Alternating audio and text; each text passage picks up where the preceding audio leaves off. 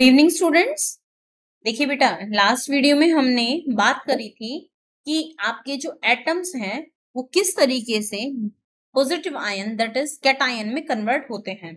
और उसमें हमने देखा था कि अगर आपके एटम है, कोई एलिमेंट है, उसके आउटर मोस्ट ऑर्बिट में 1, 2 और 3 इलेक्ट्रॉन्स होते थे, तो वो इन इलेक्ट्रॉन्स को लूज करके पॉजिटिव आयन में कन्वर्ट हो जाता था। इस वीडियो में हम देखेंगे बेटा कि किस तरीके से कोई भी एटम जिसके आउटर मोस्ट ऑर्बिट में 5, 6 और 7 इलेक्ट्रॉन्स हैं, वो क्योंकि इस कंडीशन में वो इलेक्ट्रॉन्स को लूज नहीं कर सकता है, तो उसके लिए बेटर होगा ये इलेक्ट्रॉन्स को एक्सेप्ट करे, गेन करे। क्यों? क्योंकि उसे इनर्ट गैस का electronic configuration that is outer most orbit में 8 इलेक्ट्रॉन्स लाने हैं। ठीक है, इसके लिए वो क्या करेगा? इलेक्ट्रॉन्स को गेन करेगा, और जब इलेक्ट्रॉन्स को गेन करेगा उसके ऊपर पॉजिटिव चार्ज आ जाएगा, और इस कंडीशन में जो आयन बनेगा बेटा उसको हम बोलते हैं एनायन। ठीक है, आगे देखिए, एक चीज और याद रखिएगा बेटा, जिसके आउटर मोस्ट ऑर्बिट में 7 इलेक्ट्रॉन है वो 1 इलेक्ट्रॉन को एक्सेप्ट करेगा। 6 इलेक्ट्रॉन है वैलेंस शेल में, तो वो 2 इलेक्ट्रॉन्स को एक्सेप्ट करेगा। अगर 5 है तो वो 3 इलेक्ट्रॉन्स को एक्सेप्ट करेगा। तभी इस कंडीशन में उसके आउटर मोस्ट ऑर्बिट में 8 इलेक्ट्रॉन्स होंगे। मैं आपको फिर याद दिला देती हूं, आउटर मोस्ट शेल को हम कहेंगे वैलेंस शेल। जिस वैलेंस शेल में जितने इलेक्ट्रॉन्स प्रेजेंट होंगे उन इलेक्ट्रॉन्स को हम बोलते हैं वैलेंस इलेक्ट्रॉन।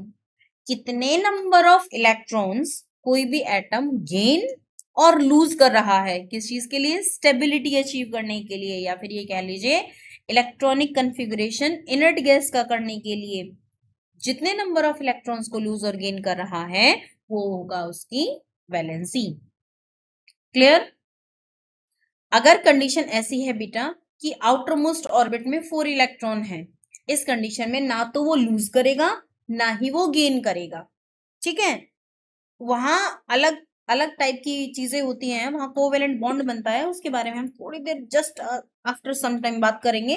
बट उससे पहले हम बात कर लेते हैं कि आपके अलग अलग नेगेटिव आयन कैसे बनते हैं। यहाँ पे सबसे फर्स्ट एग्जांपल लिया जा रहा है क्लोरीन। आप जानते हो क्लोरीन का एटॉमिक नंबर जो रहता है वो 17 है, और इलेक्ट्रॉनिक नंबर 17 होने की वजह से उसका जो इलेक्ट्रॉनिक कन्फिग्रेशन रहता है वो 287 हो जाता है। आपकी इंफॉर्मेशन के लिए मैं बता दूं बेटा कि जब आप इलेक्ट्रॉनिक कन्फिगरेशन की बात करते हो तो इलेक्ट्रॉनिक कन्फिगरेशन का मतलब क्या है? इलेक्ट्रॉनिक कन्फिगरेशन का मतलब है किसी एटम में उसके न्यूक्लियस के चारों तरफ जितनी शेल प्रेजेंट है उन शेल में कितने नंबर ऑफ इलेक्ट्रॉन रह सकते हैं। समझ में आया? उसको हम बोलते हैं इलेक्ट्रॉनिक कन्फिगरेशन, और किस तरीके से ये इलेक्ट्रॉन्स इन शेल्स में अरेंज्ड होते हैं। डन। आगे देखिए, क्लोरीन का एटॉमिक नंबर 17, इलेक्ट्रॉनिक कन्फिगरेशन 287। ठीक है, अब देखिए इसको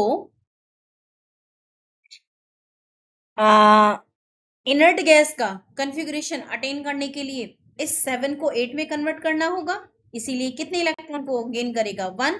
तो जब आपका क्लोरीन जिसका आउटर मोस्ट ऑर्बिट में 7 इलेक्ट्रॉन थे, जब वो 1 इलेक्ट्रॉन को गेन करता है बेटा, तो उसके आउटर मोस्ट ऑर्बिट में 8 इलेक्ट्रॉन हो जाते हैं, और ये ऑर्गन गैस का इलेक्ट्रॉनिक कन्फिगरेशन अटेन कर लेता है, और लास्टली क्या हो जाएगा? स्टेबल हो जाएगा। बात समझ में आई? ठीक है, अब ये इसी तरह बिहेव करेगा जैसे कि आपका ऑर्गन गैस है। ठीक है, आगे देखिए। अब देखिए एक चीज और याद रखना बेटा कि जब हम आपका जो क्लोरीन है, जब वो उसका एटॉमिक नंबर क्या था? 17। हमने एटॉमिक नंबर की डेफिनेशन क्या बात करी थी कि किसी भी एटम के न्यूक्लियस में कितने नंबर ऑफ प्रोटॉन प्रेजेंट है वो उसका क्या कहलाता है?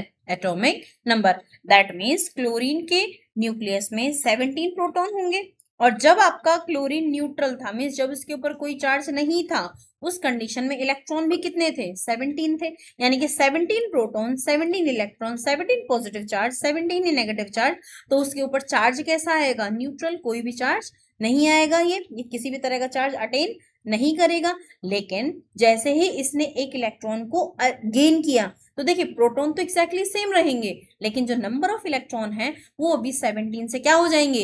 18 हो जाएंगे, क्योंकि एक इलेक्ट्रॉन एक्स्ट्रा आ गया। अब 7 इलेक्ट्रॉन के चार्ज को तो 7 प्रोटॉन ने न्यूट्रलाइज कर दिया, लेकिन जो ये एक एक्स्ट्रा इलेक्ट्रॉन आया है उसके चार्ज को न्यूट्रलाइज नहीं किया जा सकता। इसी वजह से जो आपका क्लोरीन है उसके ऊपर एक नेगेटिव चार्ज आता है।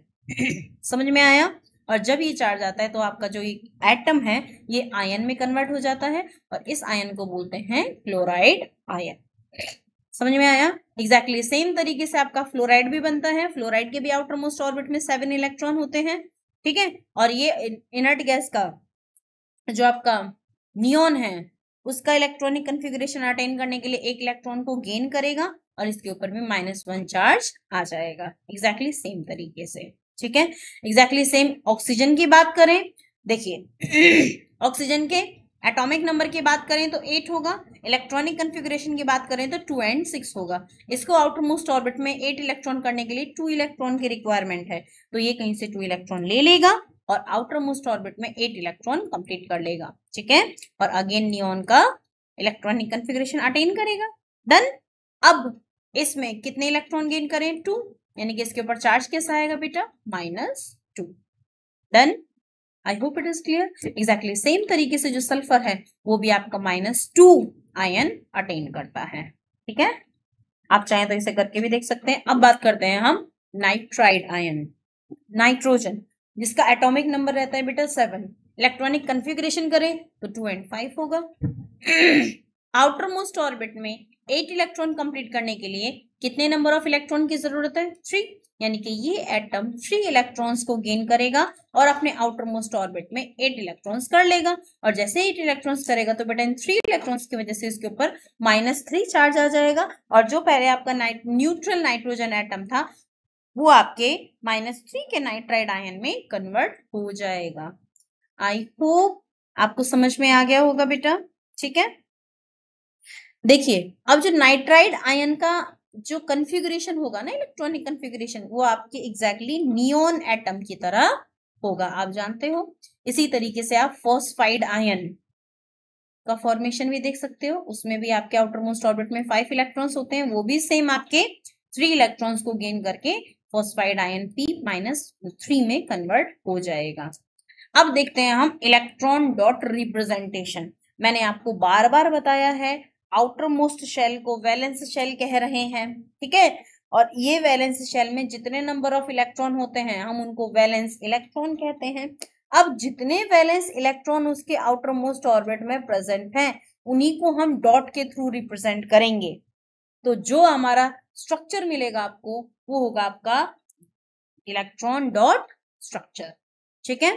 देखिए जैसे हम क्लोरीन की बात करें, क्लोरीन के आउटर मोस्ट ऑर्बिट में 7 इलेक्ट्रॉन है बेटा, 7 इलेक्ट्रॉन। क्लोरीन के आउटर मोस्ट ऑर्बिट में 7 इलेक्ट्रॉन को देखो 7 डॉट से रिप्रेजेंट किया इन्होंने, ठीक है। ये 7 डॉट क्या बता रही है कि इसके आउटर मोस्ट ऑर्बिट में 7 इलेक्ट्रॉन है। एक चीज याद रखिए, जब आप किसी एटम की बात कर रहे हो तो ये ब्रैकेट में नहीं आएगा, डायरेक्टली आप इन डॉट्स को लगा देंगे क्योंकि जितने भी इसके आउटर मोस्ट ऑर्बिट में इलेक्ट्रॉन होंगे। लेकिन अभी यही एटम अगर आयन में कन्वर्ट हो जाते तो आप ब्रैकेट में लगा के वो इलेक्ट्रॉन लिखेंगे और एक चार्ज लगा देंगे ऊपर। बात समझ में आई? ये रहता है आपके जब आयंस होते हैं, ठीक है। बात समझ में आई? इसी तरीके से देखिए यहाँ पे फ्लोरीन है, एटॉमिक नंबर 7 है, इलेक्ट्रॉनिक कन्फिगरेशन होगा 2 and 7, आउटर मोस्ट ऑर्बिट में 7 इलेक्ट्रॉन है, तो ये होगा इसका इलेक्ट्रॉन डॉट स्ट्रक्चर। लेकिन अभी जब ये आयन फॉर्म कर लेगा तो देखिए ये आपका फ्लोराइड आयन इस तरीके से रिप्रेजेंट किया जाएगा। वहीं हम क्लोराइड की बात करें, क्लोरीन की बात करें तो ये इसका electronic configuration outer most orbit में 7 इलेक्ट्रॉन, तो ये तो हो जाएगा आपका इलेक्ट्रॉन डॉट स्ट्रक्चर। लेकिन अभी ये आयन में कन्वर्ट होगा तो 1 इलेक्ट्रॉन को गेन कर लेगा। इस 1 इलेक्ट्रॉन की गेन करने की वजह से ये जो स्ट्रक्चर होगा ये आपके क्लोराइड आयन का होगा। एग्जैक्टली सल्फर का है, नाइट्रोजन का है, ये सबके आपके क्या है? इलेक्ट्रॉन डॉट स्ट्रक्चर्स हैं। आपको इनमें कुछ समझ में नहीं आता है आप कमेंट सेक्शन में लिख के मुझे बताओ कि मैम मुझे ये नहीं आया, ताकि मुझे पता चल सके बेटा, क्योंकि आप नहीं बताओगे तो मुझे पता नहीं चलेगा, क्योंकि मेरे पास ना तो कोई जादू की छड़ी है जिसे मैं घुमा के बता दूं, बट ऐसा इसमें कुछ है नहीं जो आपको समझ में ना आए। Still you face any doubt? Write down in comment section. Well आगे बढ़ते हैं केमिकल बॉन्ड। अच्छा एक बात ध्यान दीजिए, मैंने अभी आपसे क्या कहा बेटा, कुछ टाइम पिछली वीडियो में मैंने आपको ये बताया था कि अगर आपका कोई एटम एक इलेक्ट्रॉन को गेन करें दूसरा इलेक्ट्रॉन को लूज कर दें, अगर वो साथ में है तो उनके बीच में एक फोर्स ऑफ अट्रैक्शन जनरेट होता है, ठीक है। और इसी फोर्स ऑफ अट्रैक्शन को हम बोलते हैं बॉन्ड। समझ में आया? अब ये इलेक्ट्रॉन के ट्रांसफर की वजह से हो रहा है। अब ये देखिए, ये चीज याद रखिएगा बेटा कि जब आपके इलेक्ट्रॉन्स की ट्रांसफर की वजह से जो फोर्स ऑफ अट्रैक्शन जनरेट होता है, ठीक है, वो टू टाइप का होता है कि इलेक्ट्रॉन्स लूज और गेन करके हुआ है या इलेक्ट्रॉन्स की शेयरिंग हुई है। समझ में आया? दोनों ही कंडीशन में क्या होता है, एक फोर्स ऑफ अट्रैक्शन जनरेट होता है जिसको हमने बॉन्ड बोला, और ये डिपेंडिंग ऑन नेचर कि इलेक्ट्रॉन लूज गेन किए गए हैं या शेयर किए गए हैं, इसके बेसिस पे इनको टू नेम्स दिए गए हैं, ionic bond and covalent bond. मुझे पता है थोड़ा सा कॉम्प्लिकेटेड लगा होगा, मेरी स्टेटमेंट आपको भी समझ में नहीं आई होगी, बट कोई बात नहीं, आप मेरे साथ बने रहिए, ठीक है। और अभी तक अगर आपने लास्ट वीडियो नहीं देखी है तो आई बटन पे क्लिक करके लास्ट वीडियो पे जाइए ताकि आपको सारी चीजें समझ में आए। समझ में आई बात? चलिए आगे बढ़ते हैं। आयनिक बॉन्ड, आयनिक बॉन्ड कब बनेंगे बेटा? जब इलेक्ट्रॉन्स के ट्रांसफर होगा, एक एटम ने लूज किया, दूसरे एटम ने गेन किया, ठीक है। इसकी वजह से जो आपका कंपाउंड बनेगा वो होगा आपका आयनिक कंपाउंड, और जो बॉन्ड बनेगा वो होगा आयनिक बॉन्ड। समझ में आया? वहीं हम देखें कि अगर इलेक्ट्रॉन्स की शेयरिंग हो रही है, मतलब ना तो ये एटम लूज कर रहा है ना ही ये एटम लूज कर रहा है, और इन इलेक्ट्रॉन्स की शेयरिंग हो रही है, शेयरिंग की वजह से मतलब जब इसको जरूरत हो ये यूज कर ले, जब इसको जरूरत हो ये यूज कर ले। समझ में? जस्ट इन्होंने बीच में रख के शेयर कर लिया है, ठीक है। इस टाइप का जो बॉन्ड बना है उसको हम बोलते हैं कोवेलेंट बॉन्ड। समझ में आई बात? चलिए, आयनिक बॉन्ड क्या होता है, कोवेलेंट बॉन्ड क्या होता है, इसको हम और ज्यादा डिटेल में समझेंगे सोडियम क्लोराइड का एग्जांपल लेते हुए, और अमोनिया गैस का अमोनिया कह रही हूँ, मीथेन का एग्जांपल लेते हुए। मिलते हैं नेक्स्ट वीडियो में। Till then bye bye, have a nice day, do subscribe and share my channel, bye bye.